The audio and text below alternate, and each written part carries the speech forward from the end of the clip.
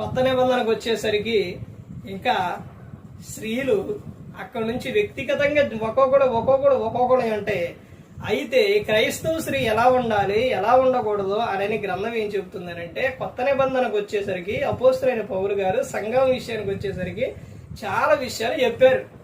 సంఘంలో విషయాలు చెప్పారు. సంఘంలో స్త్రీ మౌనంగా ఉండాలి అనేది అపోస్తలుడైన పౌలు గారు చెప్పారు. అంటే సంఘములోని స్త్రీ మౌనంగా ఉండాలి. స్త్రీ మౌనంగా ఉండాలి.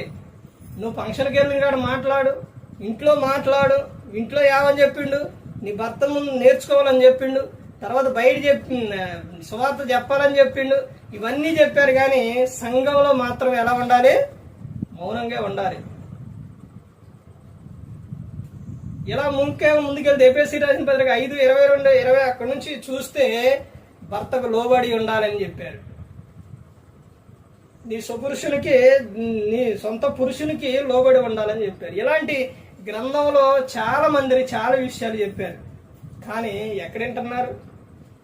మా ప్రతి ఒక్కరు గమనించుకోవాలి. క్రైస్తవ స్త్రీ ఎలా ఉండాలంటే నిత్యం కూడా కుటుంబాన్ని కట్టుకునే విషయాల్లో పరలోకంలో ఎలా ఉంటుందో భూలోకంలో కూడా అలాగే ఉండాలని స్త్రీ జ్ఞానం కలిగి కుటుంబాన్ని కట్టుకోవాలి. తర్వాత పిల్లలకు భర్తకు వాక్యం చెప్పాలి.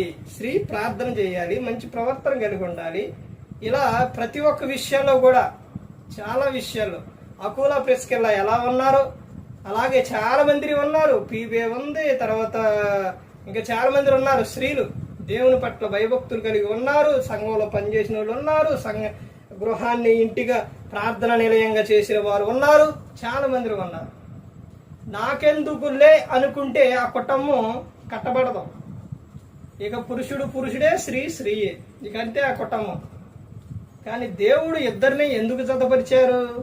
ఏక శరీరమై ఉన్నారు వాళ్ళు. అందుకని ప్రతి ఒక్కరు గమనించుకోవాలి. కానీ ఈ రోజున వాక్యం చదివే స్త్రీలు ఉన్నారనంటే తక్కువ, పనికిమాలిన మాటలు మాట్లాడే స్త్రీలు ఉన్నారనంటే ఎక్కువ. అందుకని ప్రతి ఒక్కరు గమనించుకోవాలి. ఏ ఒక్కరు కూడా నశించి నరకానికి వెళ్ళిపోకూడదని యేసుక్రీస్తు ప్రభువారు ఈ లోకానికి వచ్చి మనందరి కోసం శిలువలో తన ప్రాణాన్ని పెట్టి ఉన్నారు.